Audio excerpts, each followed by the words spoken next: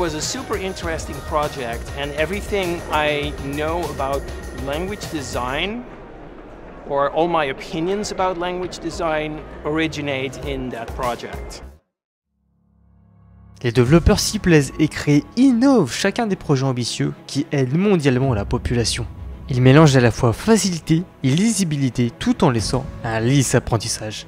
De cette immense architecture s'est créé d'autres bibliothèques qui facilitent encore plus l'apprentissage et permettent à d'autres personnes de pouvoir y trouver leur place.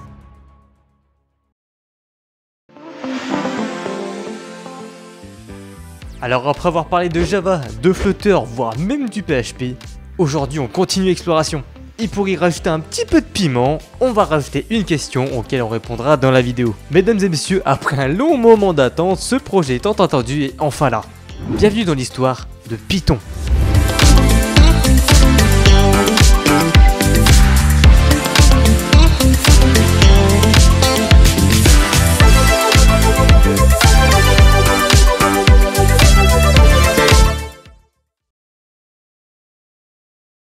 Remontons en Noël 1989 où un certain Fido Van Rossum, auquel j'ai très probablement écorté son nom et pas son prénom parce que j'ai quand même fait des recherches sinon ce serait pas drôle, a commencé à travailler sur un nouveau langage qu'il qualifiait comme divertissant. Pour que tu comprennes mieux, on va faire un petit peu de remise en contexte.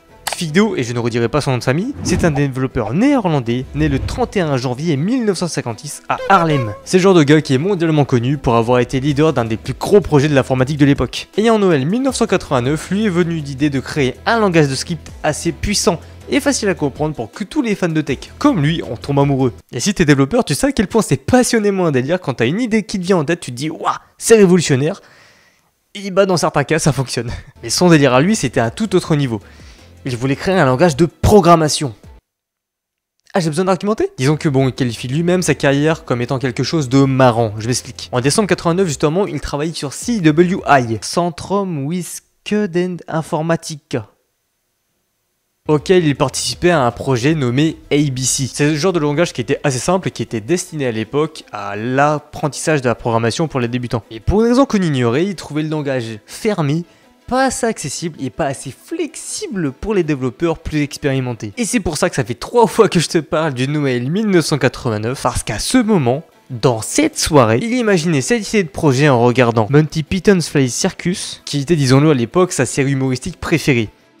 Même si beaucoup trouvaient ça complètement ringard. Et tu vois, quand on regarde une série, on a tendance à réfléchir à ce qu'on va faire la semaine, à s'organiser, prévoir un petit peu de trucs à l'avance. Pour la nouvelle génération, vous êtes sur TikTok. Et ben lui, il réfléchissait à un nom pour son projet.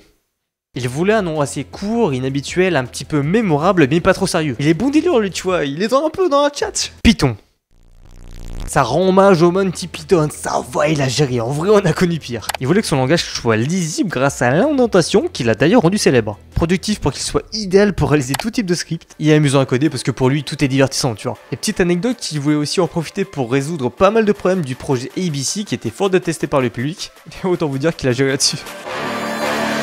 Et c'est sur cette idéologie, et disons-le quelques jours après ses 35 ans, il est bon, qu'il publie officiellement la version 0.9.0 de Python sur le Newgroup Old Source. Et Fido, il est malin, tu vois, il y avait déjà pour ça des fonctionnalités qui sont aujourd'hui d'ailleurs très emblématiques. Du style les types dynamiques, la gestion automatique de la mémoire, les fonctions, les exceptions, et surtout l'indentation. Et franchement, disons les termes, tout ça a fait en sorte que cette version a plutôt bien fonctionné. En fait, pour tout dire, ça a vachement aidé le langage à être propulsé au stade où il en est aujourd'hui. Les jeunes et les développeurs en général l'appréciaient beaucoup parce qu'il changeait d'un langage comme le C, qui était vu à l'époque et peut-être toujours aujourd'hui comme quelque chose de rigide. Python amenait un petit peu de fraîcheur, tu vois, par sa simplicité, mais pas au point de bosser à la plage, calme-toi. Et 3 ans après, il publie la version 1.0, qui était la première version stable du langage. Tu remarqueras que j'ai bien précisé stable.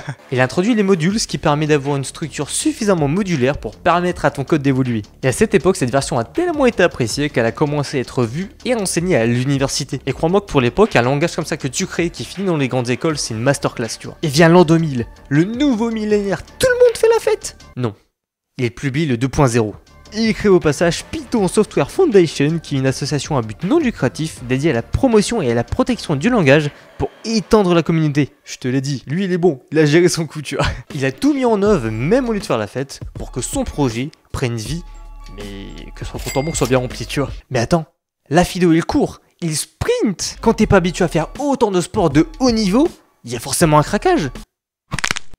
Ah, 2008! Il publie Python 3 et là, les premiers problèmes commencent. Bon, je te le résume pour faire simple, certaines fonctions de Python 2.0 n'étaient pas compatibles avec le 3. Et entre nous, tu la connais la galère quand t'es à fond sur un code, une fonction que t'as passée depuis 3 jours, et là tu vois que t'as une mise à jour, tu l'as fait et là ton code, il fonctionne plus. Au final, objectif réussi, les erreurs de débutants, comme il a cité de Python 2, sont corrigées, et après des années de coexistence, la version a officiellement été abandonnée le 1er janvier 2020. Bonne année! Python 3 devient un grand classique avec des versions beaucoup plus modernes comme la 3.13.5 au 11 juin 2025. Et je me rends compte que je suis pas à jour, putain. Python est passé d'un projet personnel de vacances à l'un des plus grands langages de programmation du 21e siècle. Il est à l'heure actuelle classé dans le top 5 des langages les plus utilisés et des plus utiles dans les projets du quotidien. Et je pense sincèrement que c'est l'un des langages les plus étudiés pour avoir des améliorations et des suites de mise à jour de tous en fait. Comme quoi, si tu peux le rêver, tu peux le faire. Merci Disney. Python est devenu roi grâce à sa simplicité, sa flexibilité, à ses idées innovantes pour rendre accessibles des tâches beaucoup plus compliquées, et aussi, voire même et surtout, grâce à une communauté incroyablement dynamique. Mais son succès, il a un prix, la performance, la rigueur, et des choix techniques entièrement discutables. Il a été chercher la performance là où tout le monde détournait le regard, et ça lui a coûté d'avoir créé l'un des langages de programmation les plus utilisés du monde. Et toi, qu'est-ce que tu penses de Python? Hâte d'avoir vos retours, merci d'avoir écouté, bonne rentrée à tous, c'était TheBird, ciao.